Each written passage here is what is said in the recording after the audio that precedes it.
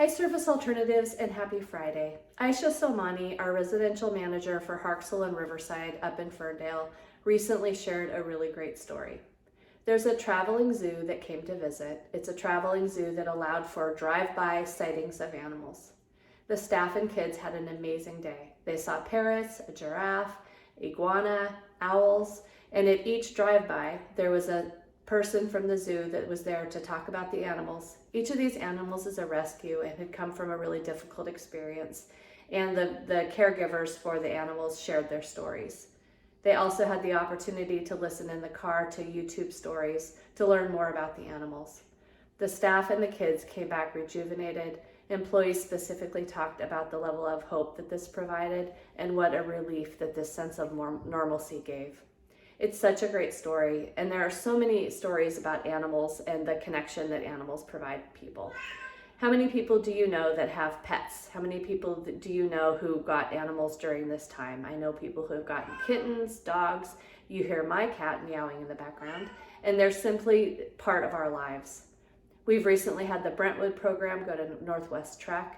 My son, who's in college in Ellensburg, works as a part-time direct support professional, and he's very excited to be taking 3 clients along with another staff to the Woodland Park Zoo this coming Sunday.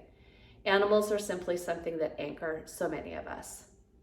As we continue to move out of COVID, it is such a critical time to be paying attention to what is the new normal.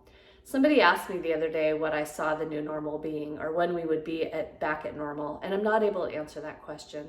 What I do know is that one community outing at a time, one example of coworkers celebrating birthdays at a time, one example of somebody using mindfulness at a time, each of these things, one step at a time, helps us find whatever this new normal might be.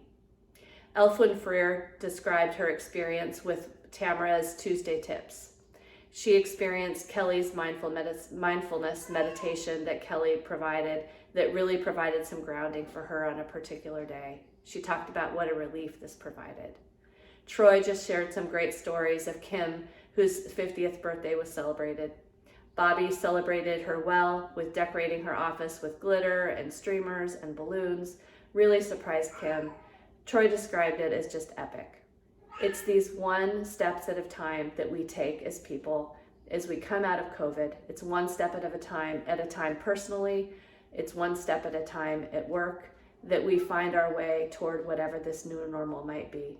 I encourage you to be sharing with others what you're doing. For me, every time I walk with my daughter at a dog park, or I see a friend I haven't seen in a long time, or I get to meet with a coworker who I have not seen in a year and a half, like I get to do in June when I get to meet with Renee.